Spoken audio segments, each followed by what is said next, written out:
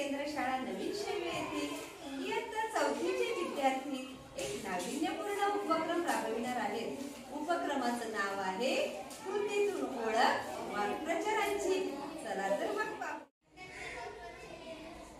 कपाळाला हात लावणे हताश होणे। Very good. कान टोचणे खरमरीत शब्दातून चूक आठवून देणे। Very good.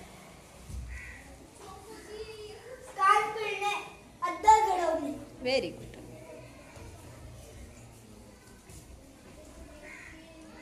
कान फुंकणे म्हणजे चुगली करणे। Very good. चला। पाठ थोपटणे म्हणजे शाबासकी देणे। Very good. चेहरा फुलणे आनंदी होणे। Very good.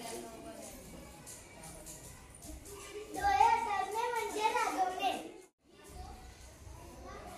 गल्यात गला घालणे म्हणजे मैत्री करणे। Very good.